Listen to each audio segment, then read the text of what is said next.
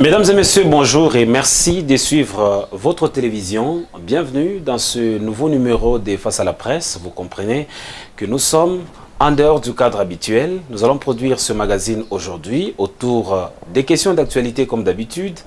Vous le savez, l'actualité dans les Hauts-Katanga, c'est aussi les mines. La responsabilité sociétale des entreprises minières vis-à-vis de la population impactée par l'exploitation minière. Cette question nous intéresse aujourd'hui dans ce magazine. Nous allons également aborder d'autres questions en rapport avec l'actualité. Les élections de 2023, les Hauts-Katanga sous Jacques Kiaboula Katoué.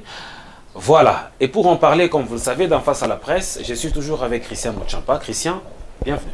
Merci Martin, merci à ces milliers de téléspectateurs que nous regardent à travers la République démocratique du Congo. Voilà. Alors pour répondre à toutes ces questions, nous avons l'honneur de recevoir le ministre provincial de Mines, son Excellence Georges Mawine Kayindou. Il est avec nous. Monsieur le ministre, bonjour et bienvenue. Bonjour et merci.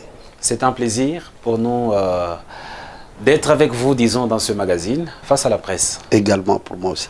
Voilà, monsieur le ministre, la question des mines intéresse beaucoup de gens dans les Hauts-Katanga. Et tout le monde sait que quand on parle de la province du Haut-Katanga, c'est une province qui compte beaucoup sur les mines.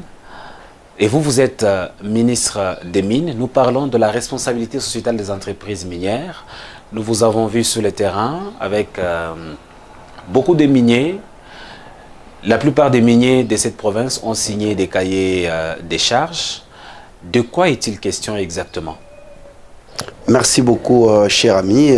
D'ailleurs, comme vous venez d'ailleurs de le souligner dans votre introduction, heureux aussi pour moi de vous rencontrer aujourd'hui pour qu'on parle de l'actualité en ce qui concerne la responsabilité sociétale dans le secteur minier en province. Merci beaucoup. Cela est d'abord pour le commun des mortels une information. Parce que nous, avant qu'on ne soit au gouvernement, avant le gouvernement de l'Union sacrée, les gouvernements qui nous ont précédés, ou le ministère qui nous a, les animateurs du ministère que nous gérons aujourd'hui, devaient directement commencer avec ce travail, qui est très attendu par l'ensemble de notre population. C'est-à-dire, le code minier prévoit, après sa promulgation, 6 mois après sa promulgation, tous les titulaires des titres vont devoir signer les cahiers des charges. Les cahiers des charges ne concernent pas seulement les sociétés minières. Ça concerne les titulaires des droits miniers. Une société peut avoir 4 droits miniers. C'est-à-dire, elle doit aussi signer 4 cahiers de charges. Je dois vraiment insister sur ce point. Ce n'est pas moi qui l'invente, mais c'est la loi. On ne parle pas des entreprises minières, mais on parle des titulaires des droits miniers. C'est-à-dire ceux-là qui ont des permis. Et ici, chez nous, nous nous sommes rendus compte que nous étions en retard. Le code minier révisé a été promulgué depuis 2018. Comme le code minier l'indique, 6 mois après, tous les titulaires des droits miniers devaient directement signer les cahiers des charges 6 mois après sa promulgation. Mais ce n'est pas ce que nous avons constaté sur le terrain. C'est pour cette raison que je salue la bravoure et l'engagement de son Excellence, Monsieur le gouverneur de province, Jacques Kiaboula Katoué, qui ne cesse de ménager aucun effort pour que les sociétés minières ou les titulaires des titres miniers arrivent à signer leur cahier des charges. Parce que le fait de ne pas signer ces cahiers des charges vous expose à des sanctions très graves. Alors, Excellence, qu'est-ce qui fait que dans les temps, il était difficile d'observer la signature de cahier des charges? Il a fallu l'impulsion du gouverneur et vous à la tête de mine. Avant, qu'est-ce qui bloquait pratiquement le respect du code minier en ce sens, comme vous venez de le dire tout à l'heure? La volonté politique. En fait, rien n'est bloqué. Dès lors que le code minier a été promulgué depuis 2018, c'est-à-dire le ministre qui avait les mines dans ses attributions devait directement démarrer avec le processus de signature de cahier des charges. Donc, on doit lancer les activités du processus, c'est-à-dire le ministre le code minier prévoit ce que le ministre provincial puisse réunir les titulaires des droits miniers et les CLD. Les CLD, on appelle ça les communautés locales de développement. C'est-à-dire c'est la population à la base qui doit gérer. C'est-à-dire la société, elle est là. La population a ses besoins dans l'environnement où elle se trouve. La population a un besoin d'eau. La population a un besoin des bureaux administratifs. La population a un besoin d'une route. La population a un besoin dans son coin d'un centre de santé. Et voilà. Par des organismes bien préparés, les ONG qui a une compétence requise en ce qui concerne la responsabilité sociale, commence déjà des contacts avec les communautés locales qui préparent. Je lance les activités, après ça sera suivi par la signature. Après que la signature soit faite sous la supervision du ministre des Mines que je suis, j'envoie le dossier à la commission. Ça ne se limite pas chez moi.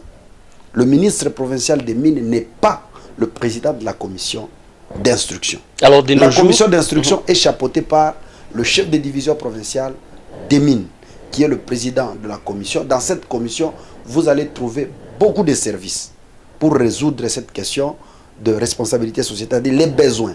Lorsqu'on achète une parcelle, nous devons nous rendre compte que cette parcelle n'appartient pas à Mouchampa. Cette parcelle n'appartient pas à M. Mawine. Pour qu'on vienne forer l'eau là-bas, demain après-demain, je brandis les documents, vous avez foré de l'eau chez moi. Quand on le fait, c'est pour l'intérêt de la communauté locale.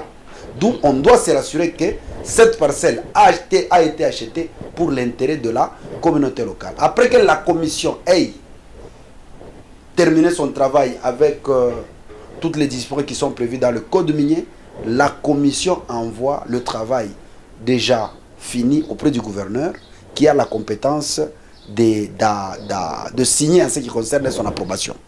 Le gouverneur signe et après que le gouverneur ait signé, on organise ce qu'on appelle la soirée minière. C'est-à-dire c'est au cours de cette soirée où on va remettre officiellement les arrêtés signés par le gouverneur pour dire que non, voilà, telle société a signé le cahier des charges de la hauteur de tel montant. Et là, en ce moment-là, on est sûr. Après que le gouverneur ait signé les arrêtés, on envoie ça à la représentation du cadastre minier qui doit donner le certificat d'exécution des travaux. Là, nous allons déjà commencer à constater les réalisations ou les retombées des activités minières dans l'endroit où la population a été impactée. Alors, Excellence, de nos jours, à quel niveau évaluez-vous les entreprises qui sont déjà en règle avec les cahiers des charges? Merci beaucoup. Je vous dis que c'est vraiment très compliqué, raison pour laquelle je ne cesse de revenir sur la volonté du gouverneur de province. Vous savez, tout ce que je fais au ministère des Mines, c'est sous l'impulsion de Jacques Tiaboula. Il prend tout son temps pour nous donner des directives, pour nous pousser à faire correctement notre travail. Donc, nous apprenons tous, chaque jour dans la vie. Je ne savais pas qu'un jour je serais ministre des Mines en province. Dès lors que j'étais nommé, j'ai bénéficié de la confiance du gouverneur de province qui comptait sur moi. Donc, pour moi, ce qu'il attend de moi, c'est le travail. Et les sociétés nous posent pas mal de problèmes. Nous avons au moins 67 titres miniers qui doivent être signés dans le Haut-Katanga. Mais jusqu'alors, les sociétés sont à compter 6 sur 67. Et même pour les sociétés qui ont signé, nous ne pouvons pas tracasser tout le monde pour l'instant, mais nous les sensibilisons quand même. Nous n'allons pas nous arrêter aux sociétés, mais nous allons nous arrêter aux droits miniers, comme le dit le code minier. Parce que certaines sociétés oublient, ils pensent que, oh non, moi je suis telle société, j'ai déjà signé le cahier des charges. Mais vous ne vous posez pas la question, vous avez combien de droits miniers? Combien de titres vous avez? Vous ne pouvez pas avoir 4 titres et vous signez un cahier des charges. Si vous avez 4 titres, vous devez signer 4 cahiers des charges. Mais nous saluons la volonté de ceux qui ont déjà commencé. Vous pouvez avoir 2 titres et vous signez un cahier des charges, mais ce n'est pas tout. Le ministre provincial des Mines, qui a la charge de la supervision, va revenir pour vous faire voir qu'il nous reste encore un autre cahier des charges. Parce que nous avons besoin de montrer à la population pendant ce mandat du président Tshisekedi que voilà, il a eu des institutions organisées. Nous avons les gouvernements provinciaux, nous avons le gouvernement central et nous, en province, nous avons la charge de suivre l'élaboration des cahiers des charges. Parce qu'on doit constater les retombées des mines dans les provinces où les populations sont impactées. Au lieu que nous laissions les sociétés produire, après avoir produit, on nous laisse des trous, et puis il n'y a rien, on n'a pas d'eau, on n'a pas d'hôpitaux, et c'est la souffrance en souffrance. Ce code minier est très bénéfique pour notre population. Donc, nous qui sommes gouvernement provincial avons l'obligation de faire respecter la procédure. Donc, les sociétés qui ont déjà signé leur titre, leur cahier de charges, sont peu nombreux sur les 47 sociétés minières que nous avons en province et au moins 67 titres miniers. Qu'on ne confonde pas les titres miniers et les 47 sociétés que nous avons. Concernant les titres miniers, nous avons 67 et concernant les entreprises minières, nous avons 47. Alors, Excellence, Monsieur le Ministre, maintenant dans cette responsabilité sociétale de l'entreprise, en fait, c'est quoi la part du ministère de Mines que vous dirigez? Oui. Est-ce que le ministère de Mines a aussi droit à quelque chose dans ce que les entreprises minières sont censées faire sur le terrain? Non, le code minier n'a pas prévu un intérêt pour le ministère provincial des Mines d'une manière particulière. L'intérêt que le ministère a, c'est faire respecter ce que dit le code minier. C'est-à-dire, moi je fais mon boulot. C'est lui de suivre les sociétés minières à ce qu'elles puissent signer les cahiers des charges. Non seulement les sociétés minières, y compris les titulaires des droits miniers. Moi, j'ai la mission de les suivre. C'est-à-dire, si vous ne signez pas, la loi prévoit le retrait des titres. D'où son Excellence Madame la ministre nationale des Mines a eu à signer un moratoire qui a déjà pris fin il y a de cela 2 mois. C'est-à-dire, tous les titulaires des droits miniers aujourd'hui qui n'ont pas encore signé leur cahier de charges sont exposés à des sanctions graves prévues par la loi. Parmi ces sanctions, il y a le retrait des titres. Vous avez un titre, un droit minier qui dit que tel permis m'appartient. Pour le fait de ne pas signer le cahier de charges, le ministère provincial de Mines que je gère a le pouvoir de déclencher la procédure de retrait. Alors, c'est-à-dire, on vous ravit le titre que vous avez. Voilà les conséquences. C'est-à-dire, les sociétés minières, nous n'avons pas à les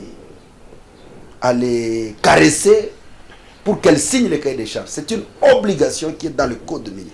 Et le même code dit, si vous n'arrivez pas à le faire, l'État congolais est dans ses droits de pouvoir vous le retirer. Le moratoire... Quand on vous retire le titre, vous perdez. Malgré le moratoire, qui a déjà connu sa fin, moi, je suis arrivé à alerter les titulaires des droits miniers en province.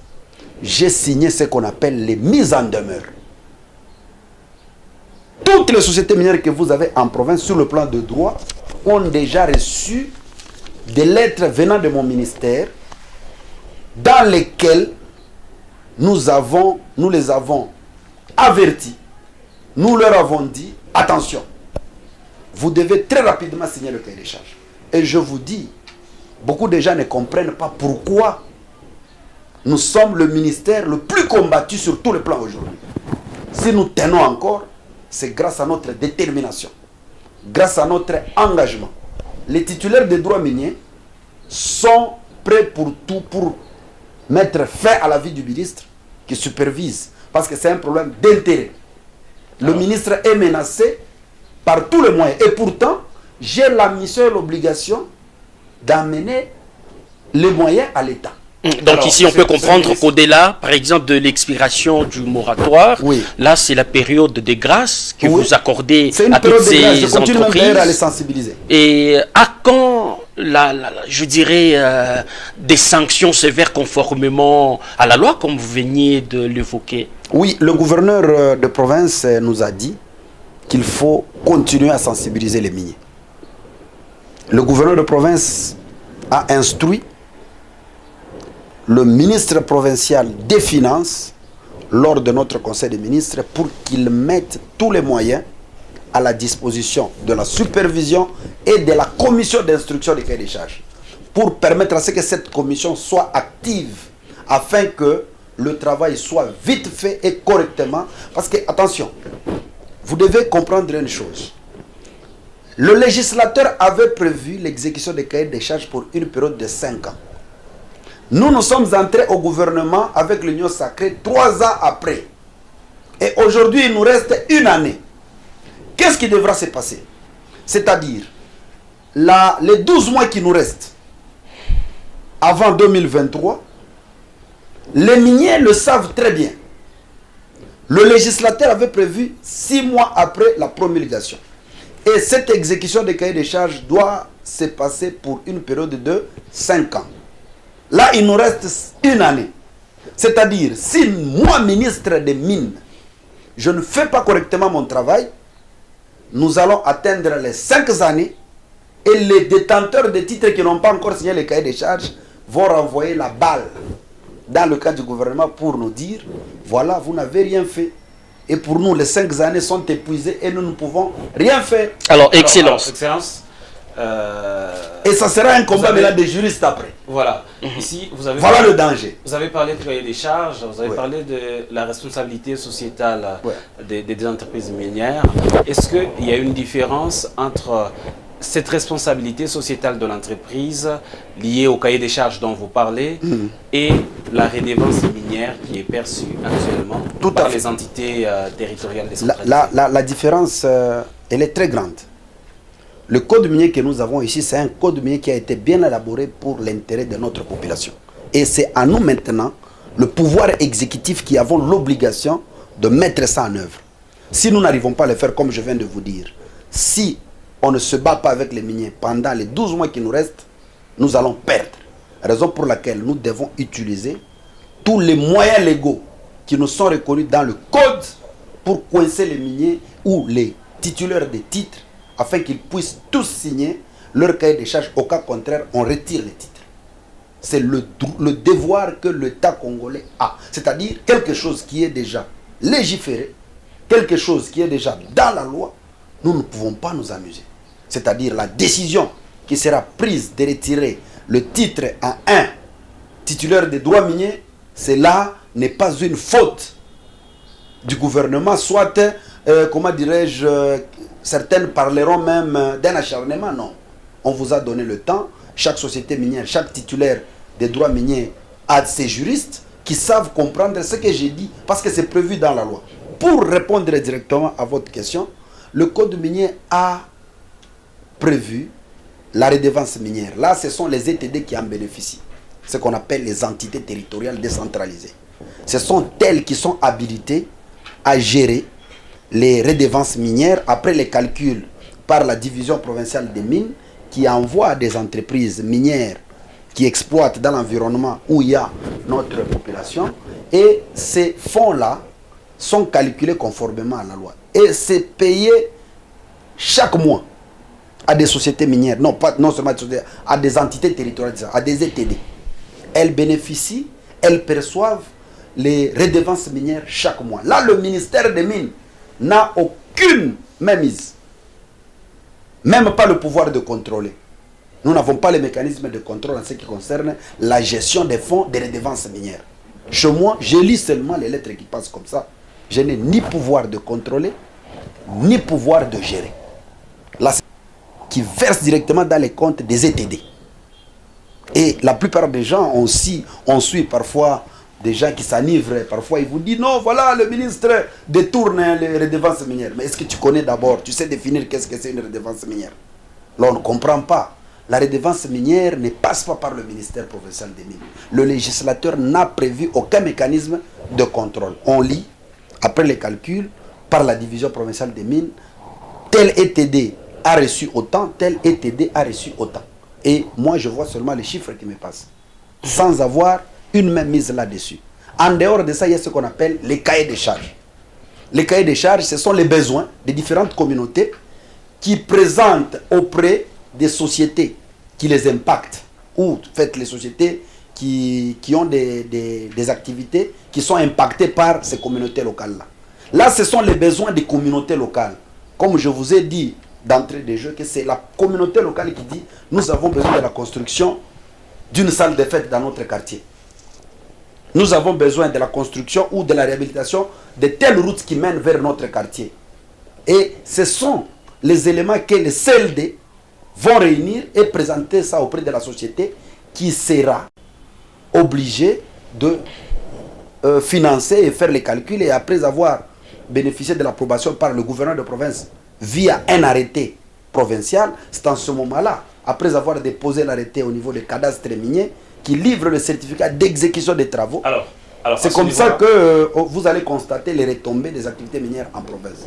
Et en dehors de ça, pour compléter, parce que je dois répondre à ta question, en dehors des redevances minières, il y a ce qu'on appelle les 0,3%. Parce que là, j'ai encore commencé notre guerre avec les miniers. Chaque société minière doit me déclarer, ou soit doit déclarer à l'État congolais le 0,3% de son chiffre d'affaires. Si par exemple, la société Kasongo Ilunga, c'est une société minière, a comme chiffre d'affaires 500 millions de dollars, cette société a l'obligation légale de pouvoir déclarer ce chiffre d'affaires auprès de nous pour nous dire, non, voilà, moi, je suis responsable de la société Kasongo Ilunga et j'ai 500 millions de dollars. Nous disons, ok, il n'y a pas de problème. Nous avons aussi les mécanismes de... Parce que nous n'allons pas accepter qu'on nous présente des faux chiffres d'affaires pour réduire le montant à verser. Là, nous prenons les chiffres, nous allons à des services qui vont nous rassurer si réellement le chiffre déclaré est réel. Dès lors que nous saurons que le chiffre déclaré est réel, nous prélevons le 0,3% qui devra passer par le compte bancaire. Pour le compte maintenant de la même communauté locale. Là, on parle des organismes spécialisés. La société, dans la communauté, à la division provinciale des mines, partout, on va mettre un comité de gestion qui va commencer à gérer ces fonds-là au profit toujours de la population. Et en dehors de ça, il s'ajoute encore quoi? Le fonds minier pour les générations futures. C'est aussi pour la même communauté locale qui va en bénéficier. Là-bas, il y aura toujours des comités de gestion. C'est pour cette raison que vous voyez aujourd'hui, nous qui sommes au ministère des Mines, recevons des attaques de tout genre. C'est financé par ceux-là qui ne veulent pas donner de l'argent. Excellence. Il faut nous mettre mal à l'aise, ils sont prêts à tout, même à financer notre départ à la tête de alors, c'est clair. Non, c'est pas quelque chose de très facile. Hein. Les gens peuvent voir, c'est pour la première fois que la province du Haut-Katanga, la République du Congo, va connaître ce que nous connaissons. Avant, on disait, les miniers viennent, ils exploitent, ils nous laissent des trous, ils partent. Mais avec le code minier révisé de 2018, prévoit tout ce que je viens de vous parler ici. Redevance minière, cahier des charges, 0,3%, fonds minier pour les générations futures. Tout ça, c'est pour l'intérêt de notre population. Maintenant, tellement que nous sommes très rigoureux avec les miniers, eux ne veulent pas. Ce ministre ici ne peut pas nous amener son dynamisme là pour nous obliger, nous, qui sommes des puissants, qui avons des milliards, qui avons des millions, à payer ça. Alors, ça ne nous regarde pas. Excellence. Mais en tant que ministre, s'il vous plaît, en tant que ministre, je dis ceci. Si je n'arrivais pas à le faire, ça serait une défaillance. C'est pour cette raison que je ne reviens jamais. Et je reviens toujours sur l'accompagnement de son Excellence, Monsieur le Gouverneur, qui nous a accordé une attention particulière suite à toutes ces pressions que nous recevons de gauche et à droite, des menaces de tout genre. Tout ça, c'est pour nous décourager à ne pas suivre ceux-là qui ont des millions pour la population. Ce que nous faisons aujourd'hui, ce n'est pas l'argent que Mawine va toucher ou gérer. Il y a déjà des mécanismes qui sont créés où ni ministre, ni gouverneur, ni quelle autorité a le pouvoir de mettre la main sur ces fonds. C'est-à-dire, une fois débloqué, le numéro de compte connu de tous, c'est la population qui doit directement gérer ces fonds-là pour son intérêt, pour son social. Alors, nous qui sommes au ministère pour exécuter ça, il ne nous reste qu'une seule année. Si on ne sait pas faire tout ça dans une année qui nous reste, je vous dis la vérité, les miniers vont se croiser les bras et ça sera un combat des juristes pour nous dire que les ministres qui ont travaillé durant ces 5 années ont failli à leur mission. Alors, et là, nos enfants nous demanderont plus tard. Alors, Excellence, mais dès lors que j'ai les instruments juridiques qui nous donnent le pouvoir de superviser, de faire arriver les sociétés minières à s'exécuter de cette obligation qui est légale et constitutionnelle, nous ne voyons pas pourquoi nous pouvons avoir... Alors, c'est clair. C'est pour cette raison que vous voyez des pressions sur le ministre des Mines, des montages sur le ministre des Mines. Donc, vous estimez c'est parce que vous êtes plus que déterminé à... Alors, déterminé conformément... Est-ce qu'aujourd'hui... Si nous laissons seulement les 12 mois passer, Mes chers amis, ça sera regrettable. Alors Alors dites-nous, Excellence, dites-nous, il y a certaines entreprises, vous l'aviez dit au cours de cette émission, qui ont déjà signé leur cahier de charges. Dès nos jours, quel impact déjà sur le terrain après la signature avec les quelques entreprises? Justement, quel impact sur le terrain? C'est tout un processus. Nous sommes en retard sur beaucoup de choses. Vous savez, ça demande vraiment de l'intelligence, des tactiques et toute une politique pour arriver à le constater sur le terrain. Vous savez, pour les sociétés qui ont déjà signé les cahiers des charges, connaissent encore des problèmes de son exécution. Parfois, un tel quartier a besoin de l'eau. Le cahier des charges prévoit tout. Tout est signé.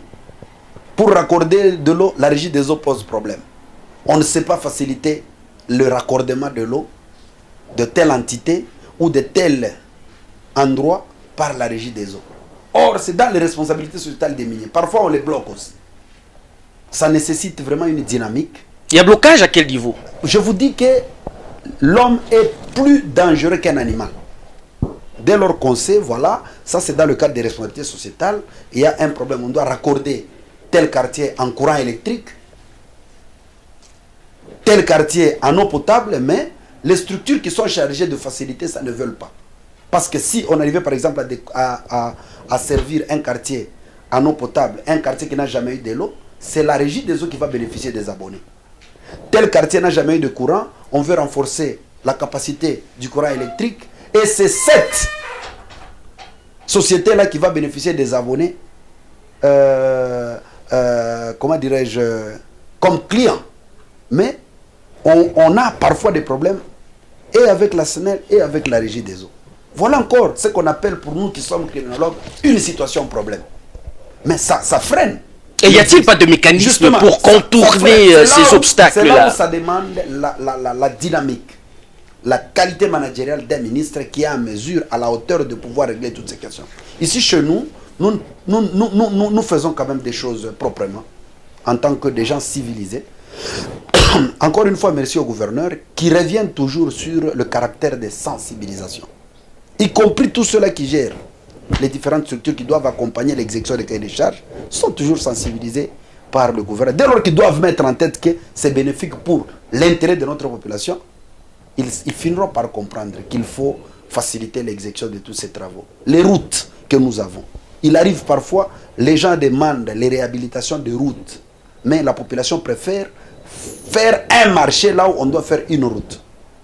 L'avenue Kinshasa connaît des problèmes parce que nos amis du côté Machipicha là-bas préfèrent garder un marché sur la route. Et pourtant, c'est une avenue qu'on doit rapidement réhabiliter. Et si vous forcez, trouble social. N'avez-vous pas qu'il serait meilleur de procéder par l'échelle des valeurs pour la matérialisation? J'étais en 4e des humanités. Dans le cours d'économie politique, on m'avait dit le développement d'un peuple commence par le changement de mentalité. Tout ça, on doit travailler. On doit travailler. On doit aussi travailler notre population qui doit faciliter l'exécution des cahiers des charges. Parce que c'est bénéfique pour eux. Il y a d'autres quartiers où c'est facile, c'est difficile d'accéder avec un véhicule. Même si vous avez des cas de banditisme, de criminalité, de maladie, l'ambulance ne sait pas accéder. Mais c'est dans des activités comme ça, des responsabilités sociétales où vous pouvez avoir les facilités d'avoir des routes qui arrivent jusque chez vous. Mais dès lors que vous bloquez, vous préférez faire le marché pirate sur une voie publique. Et chers amis, qu'attendez-vous de grand? Et puis vous allez vous réveiller. Non, nous, Fatih béton. Il faut faciliter Fatih. Lorsqu'on demande de réhabiliter les routes, accepter que la route soit réhabilitée. Une route ne peut en aucun cas devenir un marché ou un centre de négoce. Entendu. Puisque déjà vous parlez du Haut-Katanga, monsieur le ministre, on a assez parlé des mines. Parlons un peu de cette province. Vous êtes ministre provincial des mines du gouvernement provincial du Haut-Katanga et les Haut-Katanga sous Jacques Kiaboula Katoué. Qu'en pensez-vous? Merci beaucoup. Mon cher, moi je ne cesse jamais de le dire. Et je n'aurai jamais peur de le dire, soit honte de le dire. J'ai découvert en Kiaboula un homme spécial. Un homme spécial dans le sens du travail, le temps qui nous prend pour planifier et organiser le travail. Mes chers amis, en dehors d'être criminologue, je suis manager de formation. J'ai la notion de planification d'un travail. En tant que manager, j'ai découvert beaucoup de choses dans la gestion de la province par Jacques Kiaboula. C'est pour cette raison que vous voyez aujourd'hui, la province du Haut-Katanga est assiégée par les inspecteurs de l'IGF ici. Un jour, j'ai eu à poser la question aux membres du conseil. On était en conseil des ministres. On n'arrive pas à comprendre cette cogestion de la province du Haut-Katanga. La durée, le temps que les inspecteurs de l'IGF ont mis ici. J'attendais qu'on soit tous unanimes pour dire non. En tant que gouvernement, nous sommes régis par la loi sur la libre administration de province. On doit quand même arrêter certaines choses, qu'on nous laisse le temps de travailler. J'ai entendu une réaction rapide du gouverneur en disant il faut faire très attention. Depuis que nous avons l'IGF ici en train de nous encadrer, nous nous épargnons de beaucoup de problèmes. Pour vous dire que la gestion de Kiaboula, pour ceux-là qui critiquent ça, c'est leur droit. Nous ne pouvons pas fermer leur bouche. Il faut travailler avec cet homme pour comprendre. Même moi, parfois, il me dépasse. Il me dépasse. Je suis un scientifique. Je suis un intellectuel qui est la maîtrise et la gestion de, comment dirais-je, de la gestion de la chose publique. J'ai découvert un homme ambitieux, un homme posé, intelligent, engagé. La province du Katanga a connu plusieurs gouverneurs. Je ne sais pas comparer Jacques Kiaboula à ses prédécesseurs. Moi, je dois parler de Kiaboula que moi, je vois travailler avec. Je suis un monsieur libre. Dès qu'il y a des choses qui ne se passent pas au niveau du gouvernement, j'ai dit, monsieur le gouverneur, je ne suis pas d'accord avec vous. J'arrête. Personne ne me mettra en prison pour ça. Personne. Et dès lors que nous nous mettons dans la ligne de conduite où nous devons d'abord voir l'intérêt de la province, nous sommes des Katangais. Nous sommes des Hauts-Katangais. Moi, je me considère ici et surtout la province du Haut-Katanga comme mon fils. Quand je vois la province, je vois mon fils. J'ai intérêt de garder bien mon fils. Et je fais les choses telles que mon fils se retrouve. Mon fils, c'est qui? La province du Haut-Katanga. Je sais comprendre. On se parle de choses. Kiaboula a des Himalayas d'un gestionnaire incomparable. Dans le sens où nous vivons la planification des activités. Pour votre information, vous êtes journaliste d'investigation. Le récent Conseil des ministres avait pour but de pouvoir évaluer tout ce que nous n'avons jamais fait, qui a été prévu dans le budget et qu'on arrive à le faire avant l'exercice budgétaire de 2023. Vous voyez, pour les managers que nous sommes, on dit gouverner c'est prévoir. Un manager c'est prévoir. Et c'est ce que Kiaboula est. Parfois certaines réalisations, quand il les fait, on se retire. Mais j'ai vu le gouverneur, il a lancé une telle activité.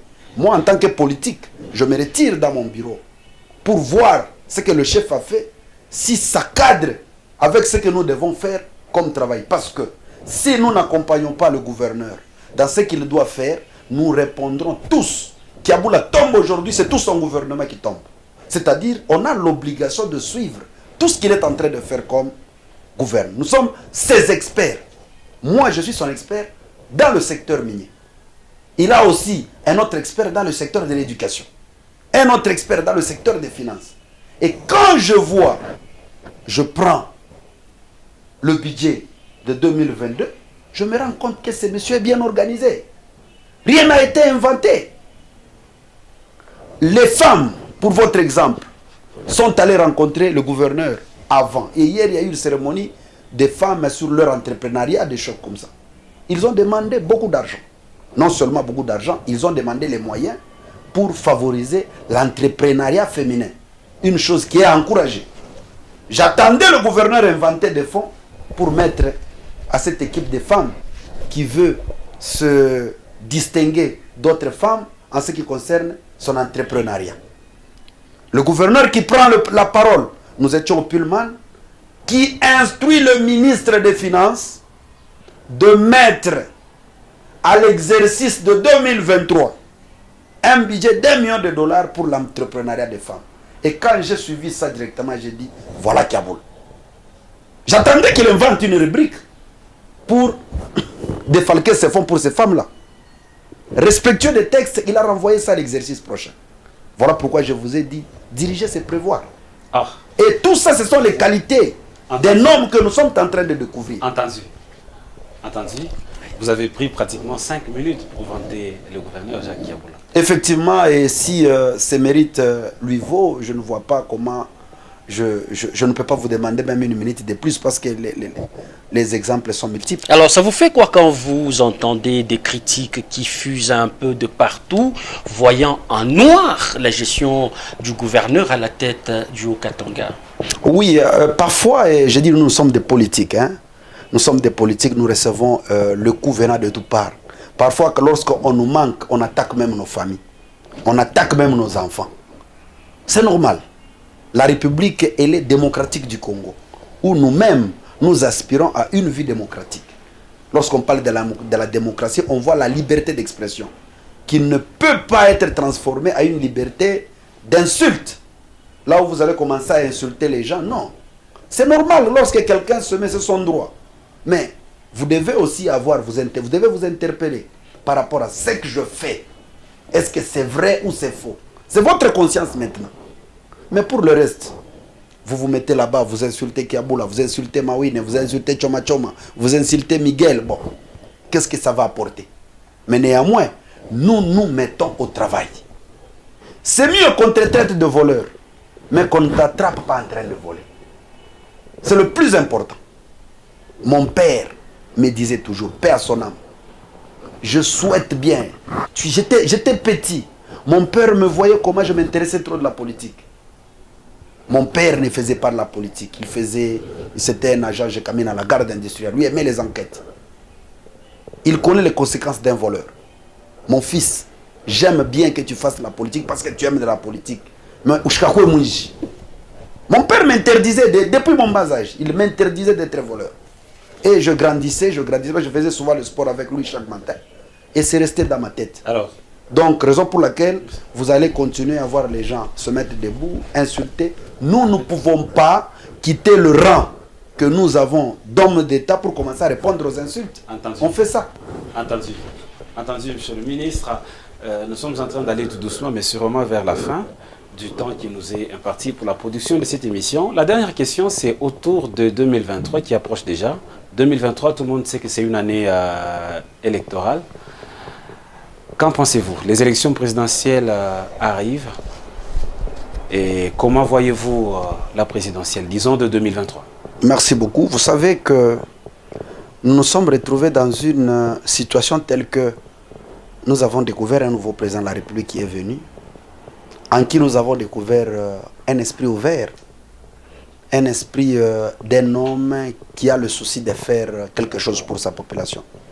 Et c'est pour cette raison que nous nous sommes tous inscrits dans sa vision pour lui permettre de faire ce qu'il pense ou ce qu'il peut faire pour sa population. Tout commence par la volonté politique de la personne.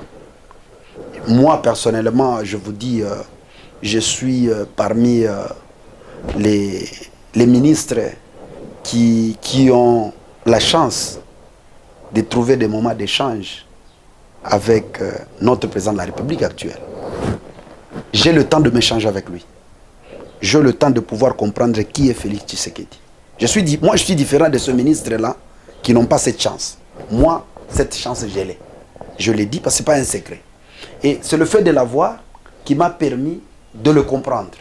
Je ne pouvais pas le comprendre parce qu'il est béton. Je ne peux pas le comprendre parce qu'il est ce qu'il est avec tout le monde qu'on lui donne par ses fanatiques. J'ai découvert en Fachi un homme outre. Un homme qui aime son pays. Un homme qui a la volonté de comprendre ses frères. C'est-à-dire, cet esprit-là fraternel existe en Tshisekedi. Et puis, il est ouvert à des discussions et aussi à mesure de comprendre ce que dit l'autre. Alors, c'est un côté qui a fait que moi, j'ai cru en lui. Alors, j'ai cru en lui Et je me suis décidé de lui accorder vraiment une chance de faire un deuxième mandat.